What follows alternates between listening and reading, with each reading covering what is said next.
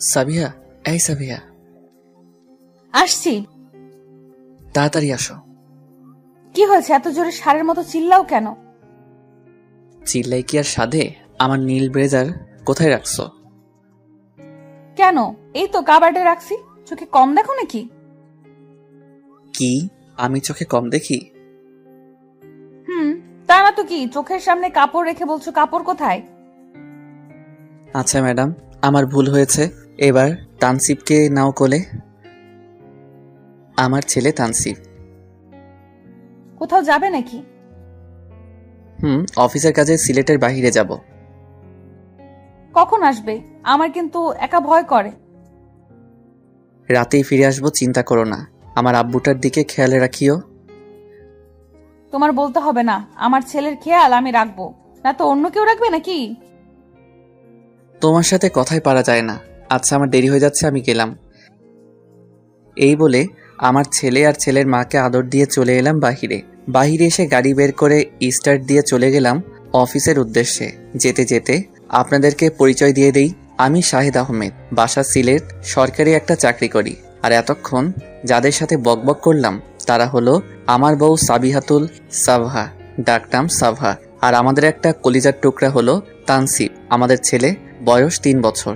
আর কিছু অজানা থাকুক, গল্পের সাথেই থাকুন, সবকিছু জানতে পারবেন। আপনাদের সাথে পরিচয় হতে হতে আমি চলে এলাম অফিসে। এসে ভিতরে চলে গেলাম, গিয়ে কিছু দরকারি জিনিসপত্র নিয়ে চললাম সেই গন্তব্যে যেখানে কাজে যাচ্ছি।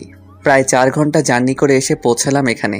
গাড়ি থেকে নেমে সোজা চলে গেলাম ভিতরে। মূলত এখানে আসা একটা জরুরি মিটিংয়ের জন্য। আমি আসার পর আমাকে এই অফিসের সবাই মেহমানদারি করলো। আমি নাস্তা করলাম, একটু পর তাকিয়ে থাকলাম, দুপুর হয়ে গেছে। তাই মিটিং শুরু হয়ে গেল। আমাদের অফিস থেকে আমরা 2 জন এসেছি, আমি আর আমাদের আরেক কাজিন। মিটিং শেষ করে সবকিছু ড্রিল করে চললাম বাড়ির উদ্দেশ্যে। চলে এলাম বাসায় রাহিনকে নামিয়ে দিয়ে। গাড়ি পার্ক করে দরজায় এসে কলিং বেল দিলাম। একটু পর সাবিহা এসে দরজা খুলে দিল। আমি ভিতরে চলে গেলাম, গিয়ে ফ্রেশ হয়ে বের হলাম। আমার ছেলের কাছে আসলাম আর সাবিহা চলে গেল রান্না করতে। তানসিব, আব্বু, এই তো আব্বু চলে এসেছি। এটা বলে আমার ছেলেকে চুমু দিলাম আর আমার ছেলেকে আমার বুকে বসিয়ে রাখলাম। আমার ছেলেও আমার ঠোঁটে চুমু দিচ্ছে আর বুকে তার নরম মসৃণ আঙুল দিয়ে নাড়াচাড়া করছে। খেয়াল করে দেখলাম সাবিহা রুমে আসছে। ভাবলাম একটু মজা করি, তাই আমার ছেলেকে বললাম, তানসিব, তোমার আম্মু কি আদর করে না তোমাকে? আমার ছেলে শুধু মাথা নাড়ালো, হ্যাঁ সম্বোধন করলো। আমি পরে জ্বালানোর জন্য বললাম, কি তোমার আম্মু একটু আদর করে না তোমাকে? আহা, কি সুন্দর সত্যি কথা বললাম। কি? আমি আদর করি না? আব্বু তোমারে কি আদর করি না তানসিব? না, তুমিও একটু আদর করো না ছেলেকে, তাই না বাবা? আমার ছেলেকে উদ্দেশ্য করে বললাম, সেও মাথা নাড়ালো। হায় আল্লাহ, কি মিথ্যা কথা রে বাবা! যেমন বাপ তেমন ছেলে, দুজনে এরকম কি সুন্দর করে মিথ্যা কথা বলে। খিদা লাগছে, যাও গিয়ে খাবার রেডি করো। আমি যাব কেন? একটু আগে বাপ ছেলে আমার বিরুদ্ধে ছিল।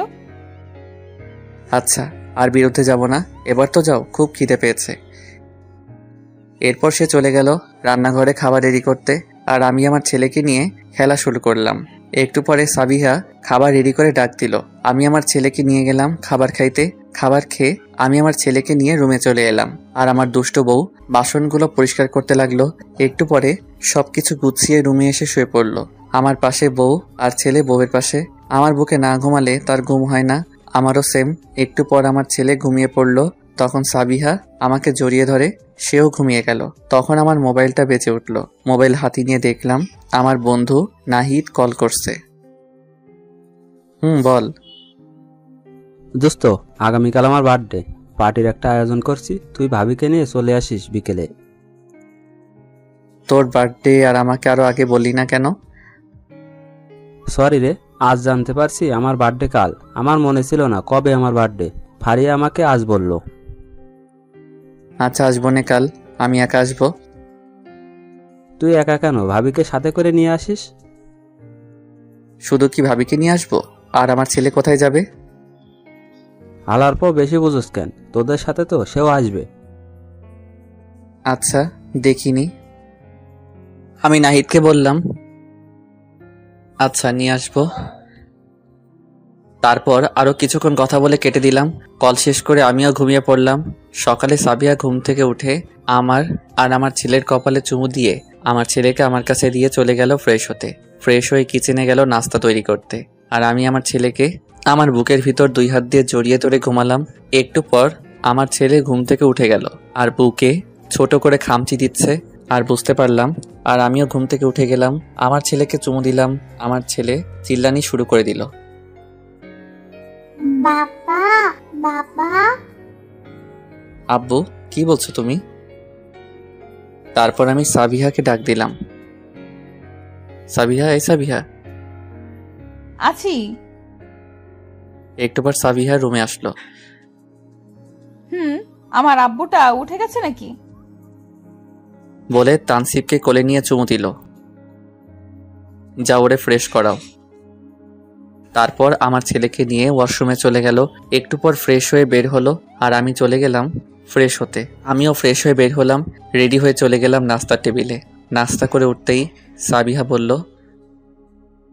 আজ না তোমার কোথাও যাওয়ার কথা? কোথায় যাওয়ার কথা?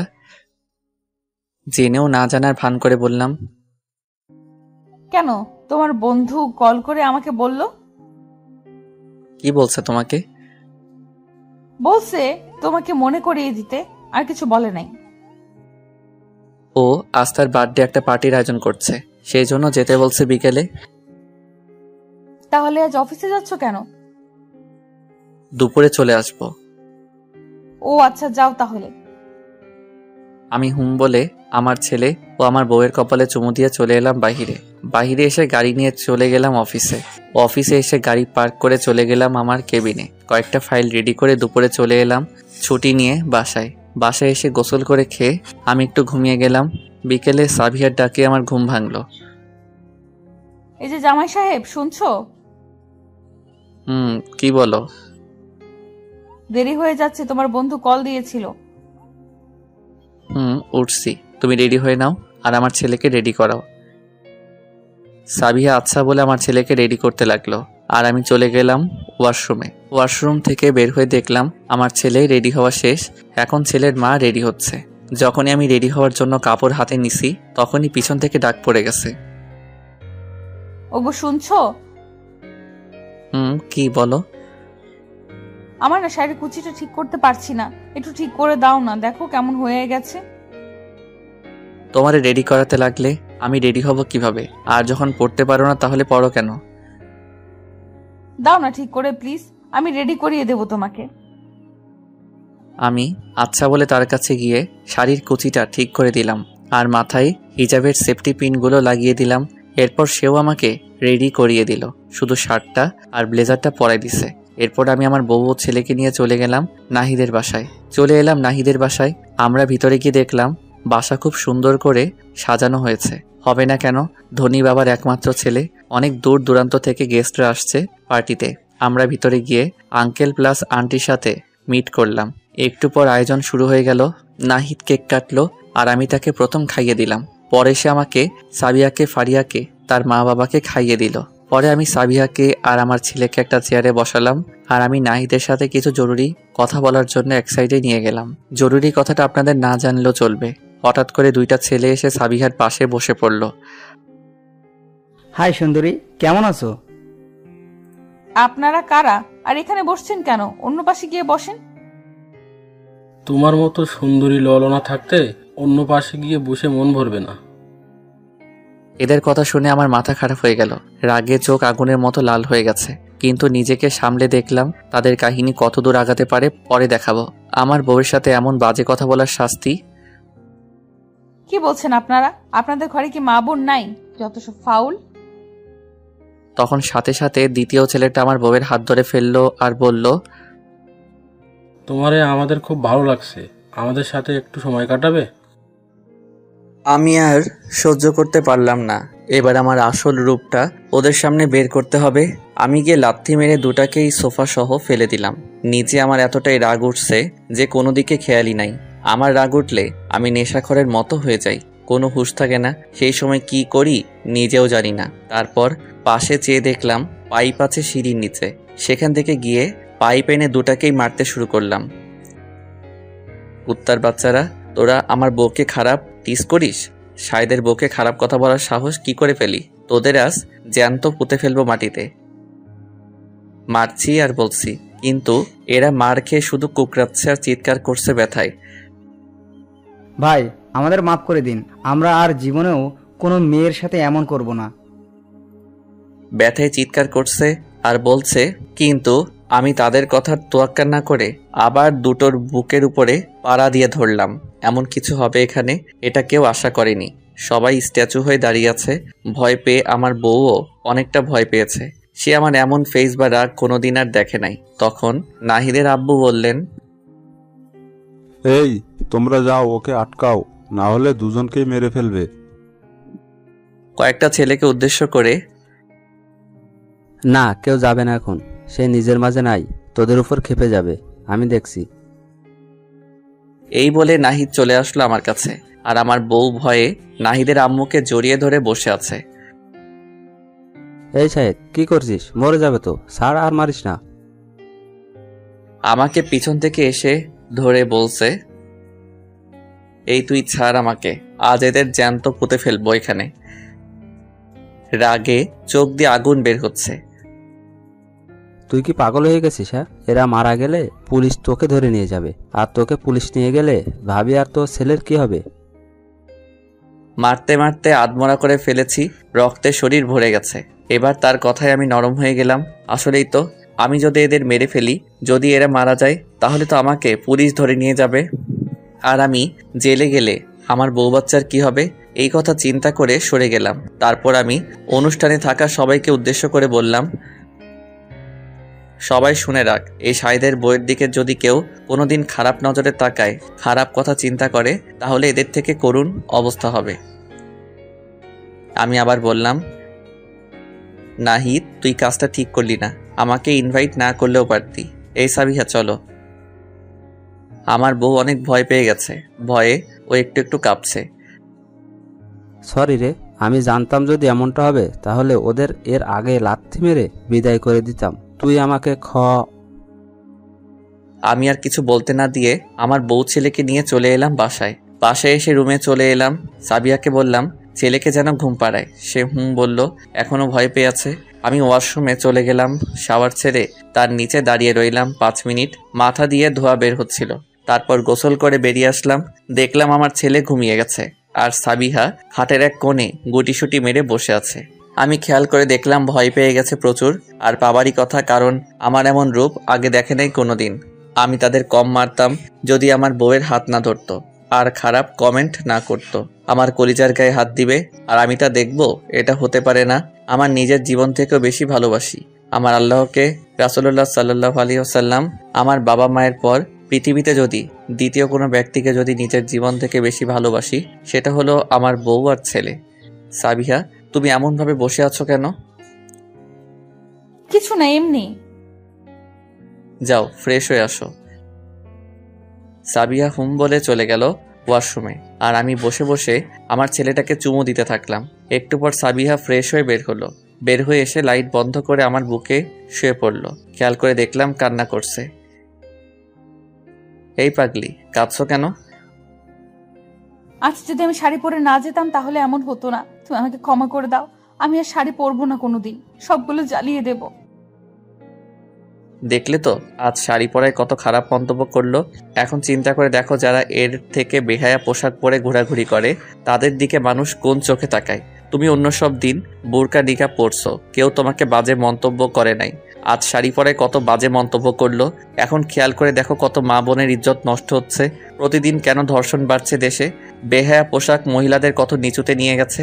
যেখানে বলা হয়েছে মহিলারা ঘরের রানী, সেখানে বেহায়া পোশাক পরার কারণে রাস্তার কুকুর বানিয়ে দিচ্ছে মানুষ। শাড়ি জ্বালাবা কেন? শাড়ি বাসায় পরবা, ওকে? আচ্ছা। এবার কান্না থামা, ও তো পাগলি। এটা বলে কপালে চুমু দিয়ে শক্ত করে জড়িয়ে ধরে ঘুমিয়ে পড়লাম। সেও আমাকে শক্ত করে জড়িয়ে ধরে ঘুমিয়ে পড়লো। সকালে সাবিয়া ঘুম থেকে উঠে ফ্রেশ হতে ওয়াশরুমে চলে গেল। আমার ছেলেকে আমার পায়ে মানে আমার বুকের সাথে লাগিয়ে শুয়ে রাখলো। ছেলে আমার একটু পর ঘুম থেকে উঠে নির্যাতন শুরু করলো আমার উপর। সাবিহা ফ্রেশ হয়ে বের হয়ে দেখলো তানসিফ উঠে আমার বুকের উপর লাফাচ্ছে, আর আমি আটকাতে পারছি না। আমার অবস্থা একদম কাহিল। এটা দেখে সাবিহা হাসতে হাসতে শেষ। কি গো এমন করতেছো কেন? আরে কিছু না, আরে নিয়ে যাই ওয়াশরুমে।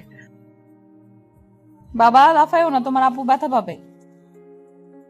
আব্বু যাও ফ্রেশ হয়ে আসো, তোমার আম্মুর সাথে যাও বাবাই। তারপর সাবিহা তানসিফকে ফ্রেশ করিয়ে নিয়ে আসলো আবার রুমে। আমিও ফ্রেশ হয়ে এসে আমার ছেলেকে নিয়ে খেলা শুরু করে দিলাম, আর সাবিহা চলে গেল রান্না করতে কিচেনে।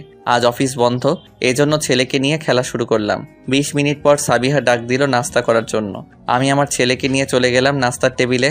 নাস্তা শেষ করে আমি আমার ছেলেকে নিয়ে একটু বাইরে যাওয়ার জন্য যখন দরজার কাছে আসলাম, এরই মধ্যে কলিং বেল বেজে উঠল। আমি বললাম, এই অসময়ে আবার কে আসলো? আমি দরজা খুলতেই দেখি নাহিদ আর তার আম্মু দরজার সামনে দাঁড়িয়ে আছে। আসসালামু আলাইকুম আন্টি, কেমন আছো? ওয়ালাইকুম আসসালাম। আলহামদুলিল্লাহ ভালো, তুই কেমন আছিস? আলহামদুলিল্লাহ ভালো। নাহিদ কেমন আছিস? নাহিদকে উদ্দেশ্য করে বললাম। সে বলল, ভালো আছি। বৌমা কেমন আছে? আর আমার দাদু ভাইটা কেমন আছে? আমি বললাম ভালো। তারপর আমি তাদের ভিতরে নিয়ে গেলাম। আন্টি আমার কোল থেকে তানসিফকে নিলেন তার কোলে। আন্টি ভিতরে গিয়ে দেখলেন সাবিহা প্লেটগুলো পরিষ্কার করে এনে টেবিলে রাখছে। সাবিহা সাবিহা দেখো কারা এসেছে। সাবিহা নিচের দিকে তাকিয়ে প্লেটগুলো টেবিলে রাখছিল। আমার ডাক শুনে তাকিয়ে দৌড়ে চলে গেল, গিয়ে সালাম করে আন্টিকে জড়িয়ে ধরল। কেমন আছো আন্টি? এরপর নাহিদকে বলল, ভাইয়া কেমন আছো? নাহিদ বলল, আলহামদুলিল্লাহ ভাবি, ভালো। আপনি? আলহামদুলিল্লাহ ভালো। আন্টি সালামের উত্তর দিয়ে বললেন, আলহামদুলিল্লাহ ভালো, তুই কেমন আছিস মা? তারপর ছেড়ে দিয়ে বলল, আলহামদুলিল্লাহ ভালো। হঠাৎ করে আসলে যে আজ? কেন, আসতে পারি না নাকি? আরে আমি সেটা বলছি নাকি, বলছি এত সকালে আসলে যে। কাল তোরা এভাবে চলে আসলি, এর জন্য আমার মনটা মানেনি, তাই দেখতে আসছি। সাবিহা ওহ বলে চুপ হয়ে গেছে। তখন নাহিদ আমাকে বলল, সরি দোস্ত, আসলে আমি জানতাম না এমনটা হবে, আমাকে মাফ করে দিস। আরে সমস্যা নাই, এখানে তোর দোষ নেই, দোষ ওই দুইটার। এরপর আন্টি বললেন, শাহেদ, কিছু মনে করিস না বাবা, প্লিজ। আরে আন্টি এসব বাদ দাও, আমি কিছু মনে করিনি। আর এটা কি হাতে?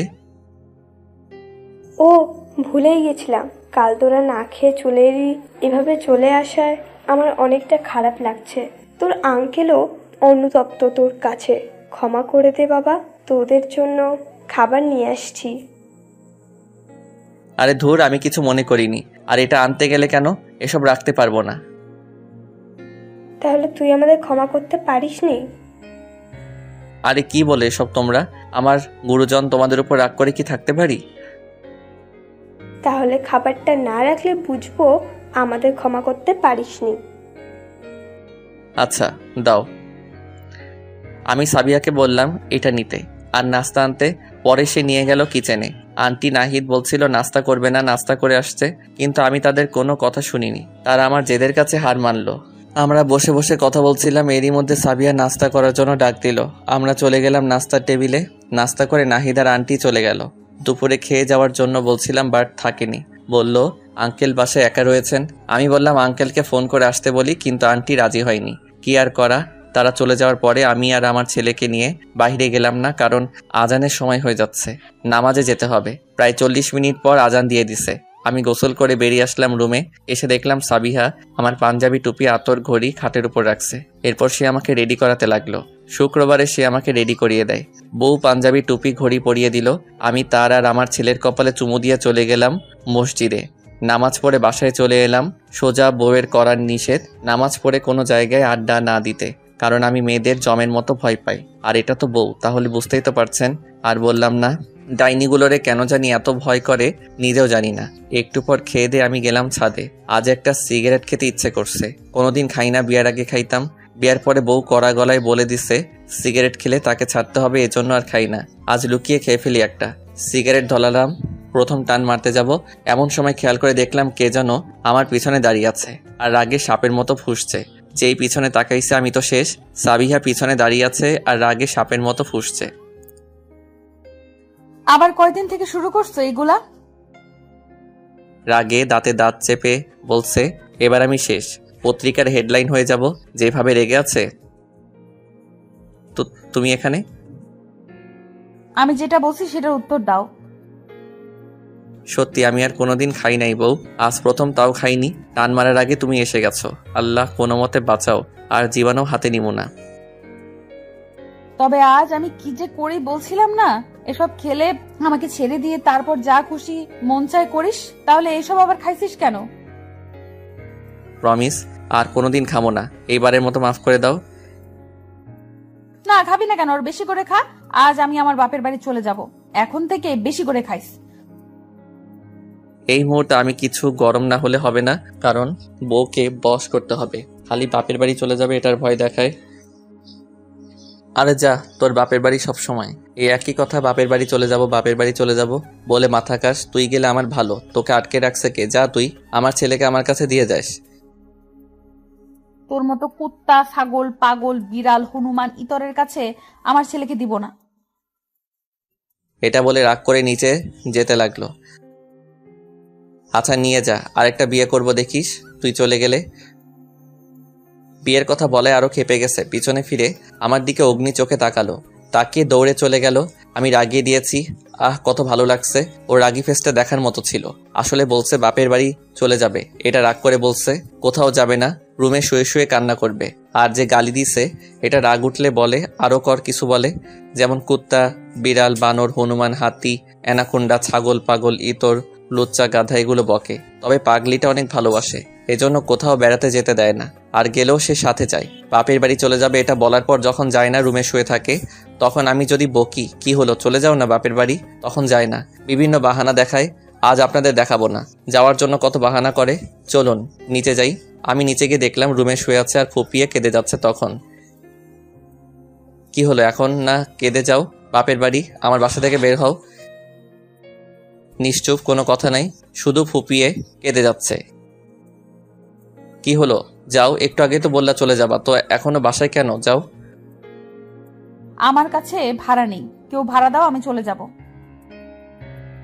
ওকে, এই নাও 200 টাকা, এবার যাও। এই 200 টাকায় হবে না, আমার আরো লাগবে। ওকে, এই যে 500 টাকা দিলাম, এবার বিদায় হও। হ্যাঁ আমি চলে যাব, এখন তো চোখের কাটা হয়ে গেছি, এটাও হবে না। আমার ছেলের জন্য কিছু কিনতে হবে, আরো টাকা লাগবে। আমার ছেলের যা লাগবে আমি পাঠিয়ে দেবো, এবার যাও। তারপর হুম বলে শোয়া থেকে উঠে আমাকে ধাক্কা মেরে সরিয়ে ব্যাগ গুছিয়ে যেতে লাগলো। আমিও বললাম তোমার একটু এগিয়ে দিয়ে আসি। এটা বলার পরে মনে হয়েছে গিলে খেয়ে ফেলবে, যেভাবে তাকাইছে। আমি তার সাথে হেঁটে যেতে লাগলাম। রুম থেকে বের হয়ে গেছে, ব্যাগ আর ছেলেকে নিয়ে এবার বলতে শুরু করলো, মানুষ তো স্বার্থপর, খারাপ, গাধা, অসভ্য, ইতর, বিবেকহীন হয় কিভাবে? কেউ চলে যাচ্ছে আর সে একটা বারও আটকানোর চেষ্টা করছে না, বিবেকে একটু বাধা দেয় না। এটা বলতে বলতে দরজার সামনে চলে এসেছে, আমিও সাথে আসছি। তোমার এত জ্ঞান দিতে হবে না, যাও তো। এই কথা বলাই তো মনে হয় আমি বড় কোনো অপরাধ করে ফেলছি। যেভাবে খেপেছে, আপনারা নিজেই দেখেন কি বলছে। আমি জ্ঞান দিই তোমারে? এই তোমারে কোন সময় জ্ঞান দিয়েছি বলো? আমার কথা তোমার এখন খারাপ লাগে? আমি পুরনো হয়ে গেছি তাই না? এজন্য আমার কথা তোমার বিরক্তি লাগে। দাঁড়িয়ে ঝগড়া শুরু করে দিছে। আমি জানি দরজার বাহিরে যাবে না, এই জন্য না যাওয়ার জন্য নিচ থেকে আমার সাথে ঝগড়া আরম্ভ করছে। এত বকবক না করে বাপের বাড়ি চলে যাও, দাঁড়িয়ে আছো কেন? বউ আমি জানি তুমি যাবে না, তাই একটু খেপাই, রাতে আবার অভিমান ভাঙামো। সর, আমি যাব না কোথাও। আমারে সরিয়ে চলে গেল আবার ভিতরে। আমি কি আর করবো, দাঁড়িয়ে হাসতে লাগলাম বউয়ের পাগলামি দেখে। আমি আর রুমে গেলাম না, বাহিরে চলে গেলাম একটু আড্ডা দিতে, কারণ অনেকদিন আড্ডা দিই না। আমি নাইটকে ফোন করে কফি শপে আসতে বললাম। আমি কফি শপে বসে আছি। একটু পরে নাহিদ আসলো, এসে হ্যান্ডশেক করলো, বলল কি খবর। আমি বললাম আছি। আর সাবিয়াকে আবার রাগিয়ে দিয়েছি। সে জানে কয়েকদিন পর পর আমি এমন করি সাবিয়ার সাথে। শালা তুই একটা জিনিস ভাই, কয়দিন পর পর ভাবিকে রাগাস কেন? আমার ভালো লাগে তারে খেপাতে, বাট আজ বেশি রেগে আছে। আদর করিও, ভালোবাসা দিয়া রাগ কমাইও। হালার হালার লুচ্চা, আমি আমার বউরে ভালোবাসবো, আদর করবো, তাতে তোর কি? এইভাবে অনেকক্ষণ আড্ডা দিলাম। সন্ধ্যা হয়ে গেছে, তাই আমি আর নাহিদ উঠে আসলাম। সে চলে গেল তার বাসায়, আমি আমার বাসায়। বাসায় এসে কলিং বেল দিলাম। সাবিহা দরজা খুলে দিয়ে চলে গেল। আমার সাথে কথা না বলে আমিও রুমে চলে গেলাম। গিয়ে দেখলাম আমার ছেলেকে ফিডার খাওয়াচ্ছে। আমি গিয়ে খাটে উঠলাম। উঠতে সে নেমে চলে গেল রুম থেকে। বুঝে গেছি আজ বেশি অভিমান করছে, এই জন্য কোনো কিছু না বলে রুম থেকে চলে গেল রান্না করতে। এতক্ষণ আমার অপেক্ষায় ছিল আমি আসলে তানসিবকে রেখে রান্না করতে যাবে। কি আর করা, ছেলেকে নিয়ে খেলতে লাগলাম। আর ছেলে তো আমার চিল্লাতে ব্যস্ত। বাবা, হাসি দিচ্ছে, খুব কিউট লাগছে। এই তো বাবা আমি। তোমার আম্মু কি তোমারে বকছে? মাম্মা, তোমার আম্মু তোমারে বকা দেয়নি? এটা বলার পর চুপ হয়ে আছে, শুধু আমার দিকে চেয়ে আছে। আমি সাবিয়াকে আবার রাগানোর জন্য জোরে বললাম, যাতে কিচেন থেকে শুনতে পাই। কি বুদ্ধি! আমার প্রশংসা করতে হবে আমার বুদ্ধি। কি, তোমার আম্মু বকে তোমারে? আচ্ছা বাবা, তুমি মন খারাপ করিও না, এটা ডাইনি রাক্ষসী, বুঝছো? বলছি আর মনে মনে হাসছি। ওরে বাবা! রান্না শেষ করে দেখলাম রুমে এলো এসেই। কি মিথ্যুক, যেমন বড়টা তেমনি ছোটটা হইছে। আর কিছু বললাম না। এটা বলে নাট বল্টু টাইট করে দিছে। তানসিবকে আমার কাছে থেকে ঝাপটা মেরে নিয়ে চলে গেছে। আবার একটু পরে আসলো, বুঝলাম কি জন্য নিচে ওরে খাওয়ানোর জন্য। তো খাইয়ে আবার রুমে নিয়ে এসে ঘুম পাড়িয়ে দিল। আমি মোবাইল টিপাতে ব্যস্ত। একটু পর বলল, কারো যদি খিদা লাগে তাহলে আসুক, না হলে পরে আর বেড়ে দিতে পারবো না। আমি কোনো কথা বলছি না, শুনেও না শোনার ভান করে বসে আছি। যতক্ষণ না পর্যন্ত আমাকে সুন্দর করে বলবে ততক্ষণ এইভাবেই বসে থাকবো।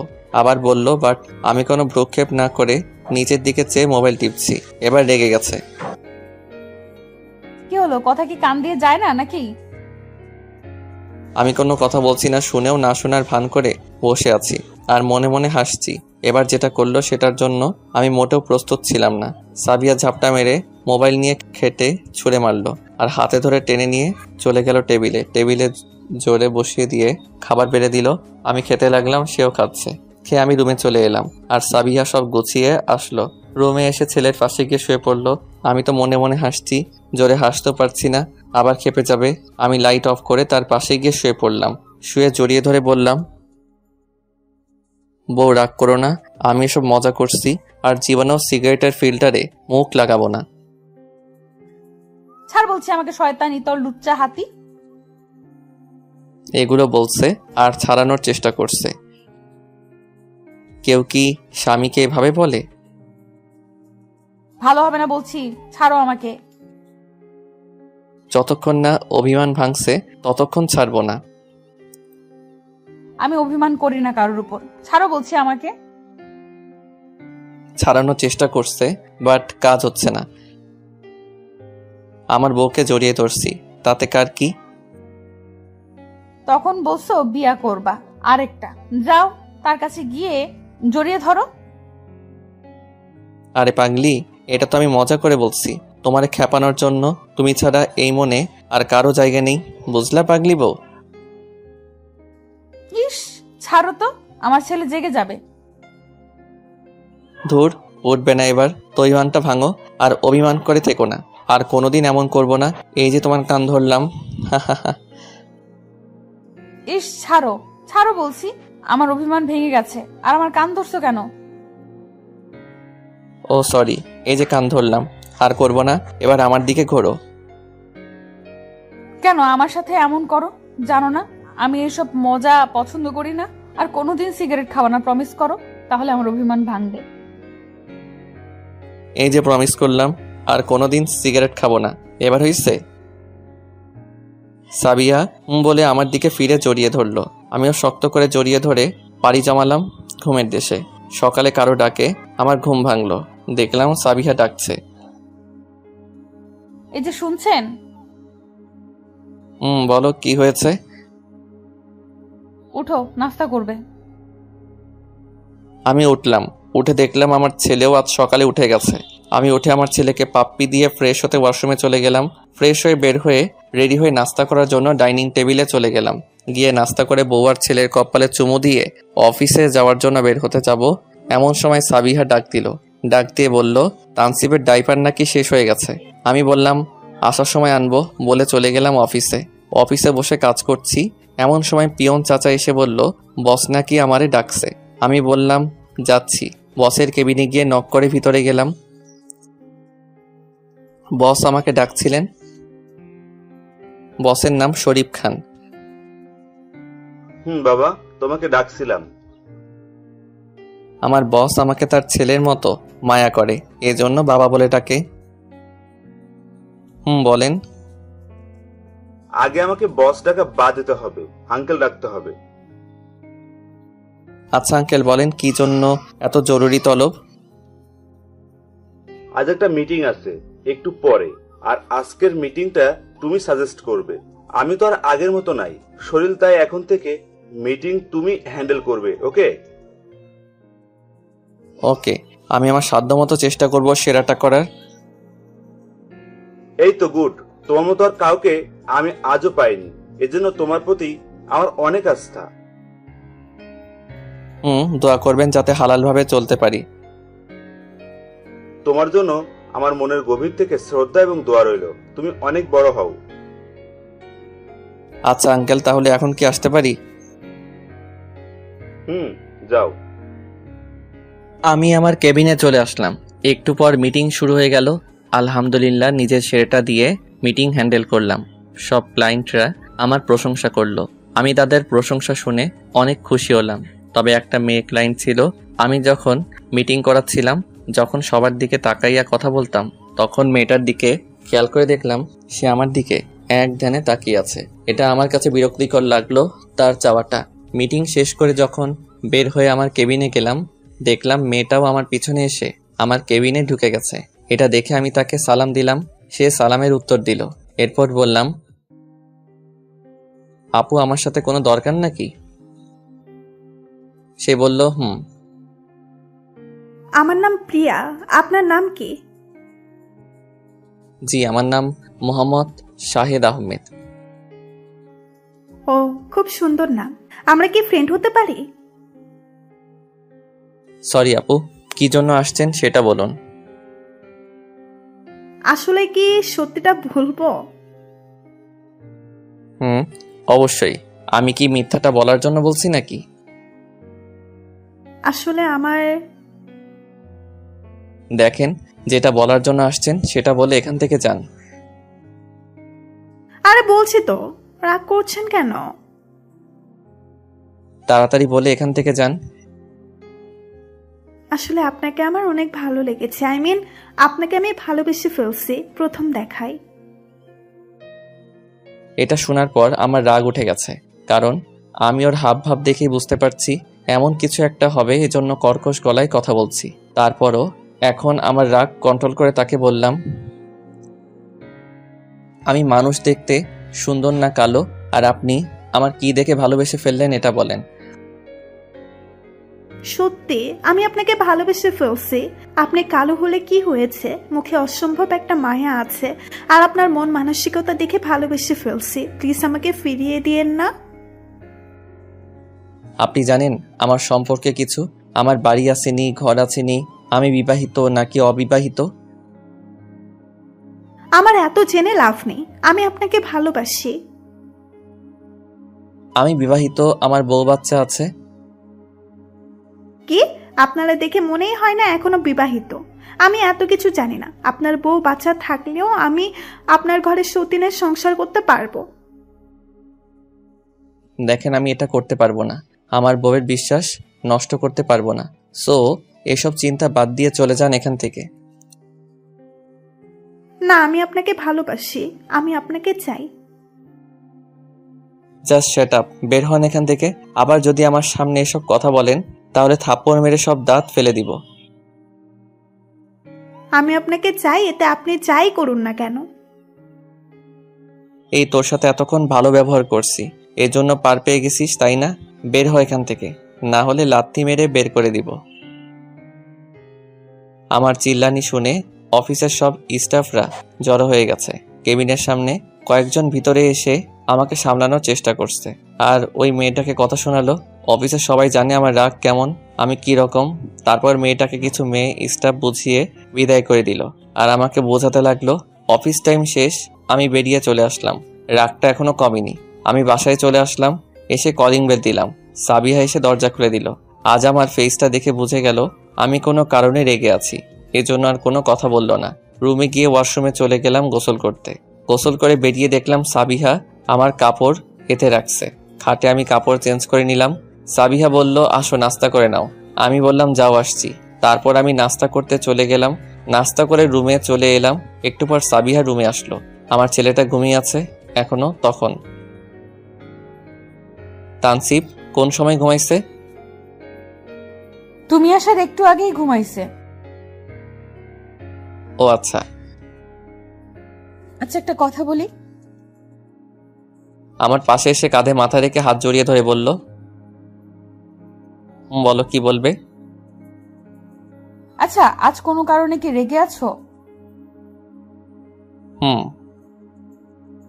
কি কারণে একটু বলবে কি? তাহলে শোনো। তারপর সবকিছু খুলে বললাম। কি এত বড় সাহস, আমার বুক থেকে আমার স্বামীকে কেড়ে নিতে চায়? পাইলে ওরে আমি খুন করে ফেলবো। আরে থামো, তোমার স্বামীকে কেউ কোনোদিন কেড়ে নিতে পারবে না তোমার কাছ থেকে। এই শাহিদের বুকে শুধু সাবিয়া থাকবে আর কেউ না। যদি কোনোদিন আমাকে ছেড়ে চলে যাও তাহলে আমি আর কিছু বলতে দিলাম না, মুখ বন্ধ করে দিলাম আমার মুখ দিয়ে। আপনারা বুঝলেন না, থাক, বোঝার দরকার নেই। লিজেন্ড যারা তারাই বুঝলে হবে, তাদের কাছ থেকে জেনে নিয়েন। একটু পর ছেড়ে দিলাম। ছেড়ে দিয়ে বললাম, আর যদি এমন কথা বলো তাহলে আমার থেকে আর কেউ খারাপ হবে না, বলে দিলাম। সে আমাকে জড়িয়ে ধরে হেসে হেসে বলল, ওকে মাই ডিয়ার জামাই সাহেব, আর বলবো না। এইভাবে আরো কিছুক্ষণ রোমান্টিক ঝগড়া করলাম। রাতে খেয়ে আমি একটু গেলাম বাহিরের দোকানে। আমার ছেলে ডাইপার ভুলে গেছিলাম আনতে। দোকানে গিয়ে ডাইপার কিনে চলে এলাম বাসায়। এসে দরজার লক খুলে ভিতরে গেলাম। গিয়ে দেখলাম সাবিহা আয়নার সামনে বসে আছে। মাথায় দুষ্ট বুদ্ধি চাপলো। ভাবলাম একটু দুষ্টামি করে নেই, কি বলেন আপনারা? আমি ডাইপার খাটে রেখে বউকে গিয়ে পিছন থেকে জড়িয়ে ধরলাম। এই কি করছো? ছাড়ো এখন। কি করছি? বউরে জড়িয়ে ধরছি। কাঁধে মাথা আটকিয়ে বললাম, লুচ্চামি করার ধান্দা, তাই না? কি আমি লুচ্চামি করি? তা না তো কি, তাহলে জড়িয়ে ধরছো কেন? আমি কি অন্য কারোর সাথে গিয়ে এসব করি নাকি? বউকে জড়িয়ে ধরছি, এতে লুচ্চামির কি আছে? তুমি যদি বলো তাহলে অন্য মেয়েকে জড়িয়ে ধরতে পারি। একদম খুন করে ফেলবো অন্য কোনো মেয়ের নাম মুখে নিলে। তাহলে তোমারে জড়িয়ে ধরলে সমস্যা কোথায়? এটা তো আমার হক। তারপর তাকে কোলে তুলে নিলাম। কি করছো কি? এখন কোলে নিলে কেন? কোলে করে নিয়ে খাটে শুয়াই দেই, তোমার কষ্ট করে যেতে হবে না। তারপর শুয়ে পড়লাম। বউ আমাকে জড়িয়ে ধরে ঘুমিয়ে পড়লো, আমিও জড়িয়ে ধরে ঘুমিয়ে পড়লাম। সকালে ঘুম থেকে উঠে দেখি সাবিহা কিচেনে চলে গেল রান্না করতে। আজ আমার ছেলেটাও এখনো ঘুম থেকে উঠেনি, তাই আমি রুম থেকে বের হয়ে কিচেনের দিকে গেলাম। দেখলাম রান্না করছে সাবিহা। আমি গিয়ে পিছন থেকে জড়িয়ে ধরলাম। সে একটু ঘাবড়ে গেল এমন আচমকা ভাবে জড়িয়ে ধরায়, কারণ সে আমাকে ঘুমে রেখে আসছে। এই কি করছো? ছাড়ো বলছি। আর এভাবে হুট করে কেউ জড়িয়ে ধরে? গাধার গাধা, আমি তো ভয় পেয়ে গেছিলাম। সরি বউ। তোমারে না দেখলাম ঘুমাচ্ছ, কখন উঠলে? এই তো একটু আগে উঠে ফ্রেশ হতে চলে এলাম বউয়ের কাছে রান্নায় হেল্প করতে। হয়েছে বসো, এটাই বেশ। আর ছাড়ো আমাকে, রান্না করতে পারছি না। যাও রুমে যাও, তানসিব উঠে যাবে। না, এভাবে জড়িয়ে ধরে থাকি, তুমি রান্না করো। তানসিব এখনো ঘুমাচ্ছে। ধুর, সবসময় তোমার দুষ্টামি। ছাড়ো বলছি, এইভাবে জড়িয়ে ধরে রাখলে আমি রান্না করব কিভাবে? রান্নার ডিস্টার্ব হচ্ছে। ও আচ্ছা, সরি, ভুল হয়ে গেছে। এটা বলে ছেড়ে দিয়ে চলে আসার জন্য যখন ঘুরছি, তখনই আমাকে ঝাপটা মেরে ধরে নিজেই তার হাত দিয়ে আমার 2 হাত জড়িয়ে ধরলো। আবার আমাকে আনলে কেন? তোমার রান্নার ডিস্টার্ব হবে না? না, হবে না। এইভাবে জড়িয়ে ধরে থাকো, ভালোই লাগছে। ছাড়লে খবর আছে। আমি তো শকড হয়ে গেলাম ওর কথা শুনে। একটু আগে বললো একটা, আবার এখন বলে আর একটা। আগে বললো রান্না করতে পারছে না, ডিস্টার্ব করছি, আর এখন বলে হচ্ছে না, ভালোই লাগছে। হায় রে মেয়ে মানুষ, এদের মন বোঝা বড় দায়, সময় সময় রূপ পাল্টায় ডাইনিগুলা। যাই হোক, সে রান্না শেষ করার পর আমি তাকে ছেড়ে দিয়ে গেলাম। রুমে গিয়ে দেখলাম আমার ছেলে ঘুম থেকে উঠে বসে বসে ছোট একটা টেডি বিয়ার দিয়ে খেলছে। আমি আমার ছেলেকে কোলে নিয়ে চুমু দিলাম। সাবিহা, এই শুনছো? আসছি। একটু পর সাবিহা রুমে আসলো। এসে আমার কোল থেকে ছেলেকে নিয়ে চুমু দিল, দিয়ে তারে ফ্রেশ করাতে ওয়াশরুমে ঢুকলো। আমি রেডি হয়ে নিলাম অফিসে যাওয়ার জন্য। সাবিহা দেখলাম বের হয়েছে তানসিবকে নিয়ে। এরপর আমরা চলে গেলাম নাস্তার টেবিলে নাস্তা করতে। আমি আমার ছেলেকে নিয়ে বসে আছি আর সাবিহা নাস্তা রেডি করে দিল। এসে বসে নাস্তা করে নিল, আর আমিও নাস্তা করে বরাবরের মতোই মা ছেলের কপালে চুমু দিয়ে চলে গেলাম অফিসে। অফিসে এসে আমার কেবিনে চলে এলাম। আজ তেমন কোনো কাজ নেই, আমার 2টা ফাইল আছে, এগুলো একটু ঠিক করতে লাগলাম। একটু পর পিয়ন চাচা এসে নক করলো। বাবা, তোমার সাথে একজন মেয়ে দেখা করতে আসছে। চাচা আমাকে বাবা বলে ডাকে, কারণ আমি ওনার ছেলের মতো। যেদিন প্রথম জয়েন করেছিলাম সেদিন আমাকে স্যার বলে ডাকছিল। আমি স্যার বলতে নিষেধ করছিলাম, কারণ আমি ওনার ছেলের মতো, আর উনি আমার বয়সে বউ বাবার মতো। নাম ধরে আমাকে ডাকতে বলছিলাম, বাট উনি বলল বাবা বলেই ডাকবে। আমি আর না করিনি, এজন্য এখনো বাবা বলেই ডাকে। যাই হোক, গল্পে ফিরি। চাচা আমার সাথে দেখা করবে মেয়ে। আমার তো তেমন কোনো মেয়ের সাথে পরিচয় নাই, নিশ্চয়ই ভুল করে আমার নাম বলছে। আরে না, সে তোমার কথাই বলেছে। আচ্ছা চাচা, পাঠিয়ে দিন ওনাকে। এরপর চাচা গিয়ে মেয়েটাকে পাঠিয়ে দিলেন।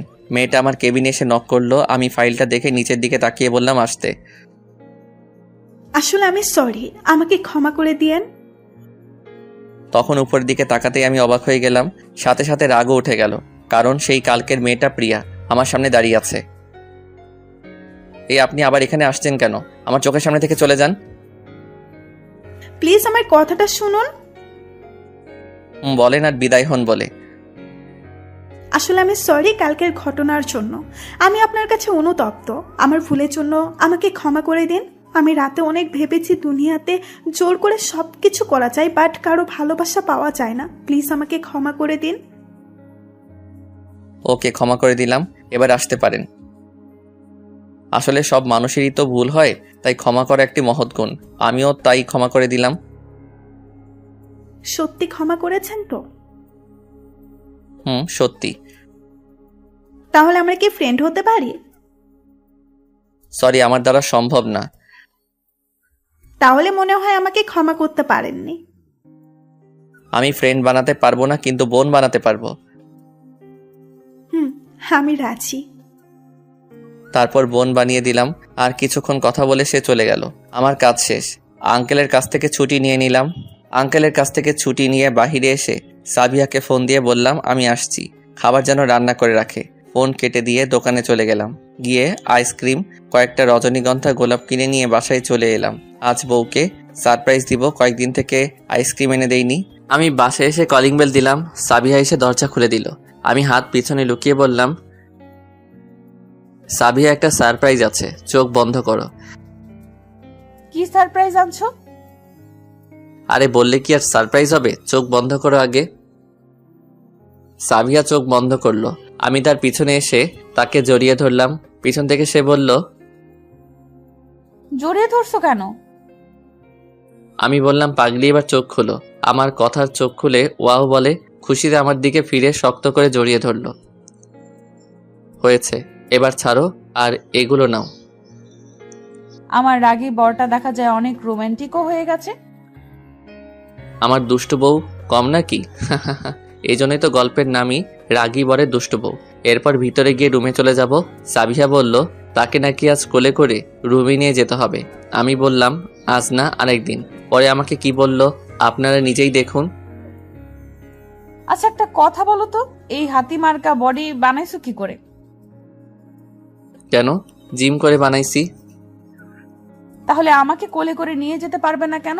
শুনছি জিম যারা করে তাদের শরীরে অনেক শক্তি থাকে। আর আমি কি মোটা নাকি? আরে পাগলি, আমি মজা করছিলাম। তোমাকে কোলে নিয়ে যেতাম রুমে, আর তোমার মতো আরো 2 সাবিয়ারে কোলে করে নিয়ে হাঁটতে পারবো।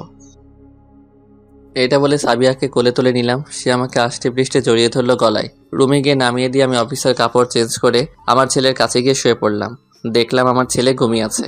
আমি আমার ছেলেকে আমার বুকের ভিতরে এনে জড়িয়ে ধরে ঘুমিয়ে পড়লাম। সাবিয়াও আমার পাশে ঘুমিয়ে পড়লো। বিকালে ঘুম থেকে উঠে ফ্রেশ হতে সাবিয়াকে বললাম রেডি হতে, আজ ঘুরতে যাব। সে খুশিতে আত্মহত্যা থুক্কু আত্মহারা, কারণ আমি আগে নিয়ে যাইনি কোনোদিন ঘুরতে। আমার নিষেধ ছিল। আজ বলাই খুশিতে আত্মহারা হয়ে 2 গালে 2টা চুমু দিয়ে দৌড়ে ওয়াশরুমে ঢুকে গেল। আমি তার বাচ্চামিগুলো দেখে হাসতে লাগলাম। একটু পর সে বের হলো, আমি ঢুকলাম ফ্রেশ হতে। আমি ফ্রেশ হয়ে বের হয়ে দেখলাম মা ছেলে রেডি হয়ে গেছে। সাবিহা বোরকা নেকাব পরছে। ছেলেকে যেভাবে সাজাইছে, যে কেউ দেখলে ক্রাশ খাইবে। আজ উদ্দেশ্য হলো একটা লেকে যাওয়ার। আমরা লেকে গিয়ে অনেকক্ষণ বসলাম। এখানে পরিবেশটা খুব মনোরম। সন্ধ্যার পর কোনো কোলাহল নেই, প্রেমিক প্রেমিকার ছাড়া আর কেউ নেই এখানে। আমরা অনেকক্ষণ বসে কফি খেয়ে চলে এলাম বাসায়। বাসায় এসে খেয়ে ঘুমাতে গেলাম। এমন সময় সাবিহা বলল আজ লুঙ্গি পরে ঘুমাতে। এটা বলে তো আমার নাট বোল্টও টাইট করে দিছে। না, আমি লুঙ্গি পরে ঘুমাতে পারি না। তুমি পুরুষ মানুষ হলেও লুঙ্গি পরতে পারো না, আগে কখনো পরনি? আমি দিনেও লুঙ্গি পরতে পারি না। বললে লুঙ্গির এক কোণ বাংলাদেশে আরেক কোণ ইন্ডিয়ায় চলে যায়। আচ্ছা, এই জন্যই বলি বাসায় লুঙ্গি আনতে দাও না কেন? আর রাতে পরলে কি হয়? রাতে পড়লে সকালে লুঙ্গি খুঁজে পাই না। আমি যখন ছোট ছিলাম, মানে তখন বয়স 15 হবে, তখনকার কথা বলছি। একদিন রাতে আমি ব্যাডমিন্টন খেলায় ছিলাম। তখন শীতকাল ছিল। আমি খেলা থেকে এসে কাপড় চেঞ্জ করে লুঙ্গি পরছিলাম। সবাই লুঙ্গি পরে ঘুমায়। তখন ভাবলাম আমিও লুঙ্গি পরে ঘুমাই আজ। যেই ভাবা সেই কাজ। আমি লুঙ্গি পরে লেপের ভেতরে ঢুকে ঘুমিয়ে পড়লাম। ঘুমানোর সময় অনেক আনইজি লাগছিল। এটা তোয়াক্কা না করে মনে মনে বললাম এইভাবে পড়লে অভ্যাস হয়ে যাবে। তখন ঘুম চলে এলো। আমি ঘুমিয়ে গেলাম। সকালে ঘুম ভেঙে গেছে। আমি উঠতে যাব, এমন সময় আমার লুঙ্গির কথা মনে হলো। আমি হাত দিয়ে খুঁজতে লাগলাম লুঙ্গি, কিন্তু পাই না। ও মা, আমি তো মনে করছি ক্যাডা নিয়ে গেছে আমার লুঙ্গি। তখন আমি শরমে লেপের ভেতর থেকে বাহির হচ্ছি না। পরে পায়ে কিছু একটা লাগলো, কাপড়ের মতো। আমি সেটা এনে দেখি আমার লুঙ্গি রাতে ঘুমানোর পরে খুলে পায়ের নিচে চলে গেছে। আমি তাড়াতাড়ি পরে নিলাম। আল্লাহ বাঁচাইছে, শরীরের উপরে লেপ ছিল।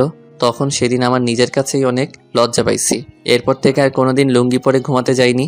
আমার কথা শেষ করে তার দিকে চেয়ে দেখলাম হাসতে হাসতে মাটিতে গড়াগড়ি খাচ্ছে। মনে হয় বলে ভুল করে ফেলছি। এখন এটা নিচে পচাবে আমারে। কি হলো গো? এভাবে হাসিও না, পেটে ব্যথা হয়ে যাবে। তোমার ছোটবেলার কাহিনী শুনে হাসতে হাসতে আমার পেট ব্যথা হয়ে গেছে।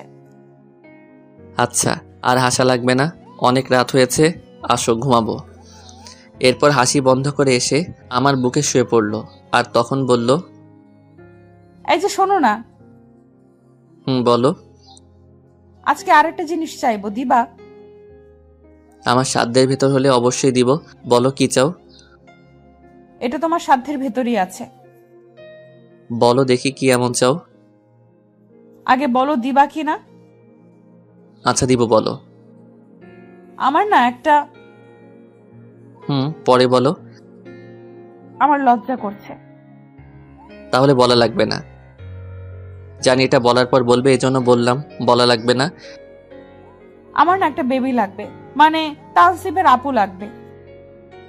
এটা বলে লজ্জায় আমার বুকে মুখ লুকালো, শক্ত করে জড়িয়ে ধরলো। ও এই ব্যাপার, এটা বলতে এত লজ্জা করছিল। এখনো লজ্জায় লাল হয়ে আছে, মাথা তুলছে না। আচ্ছা, এটার জন্য পরিশ্রম করতে হবে আবার।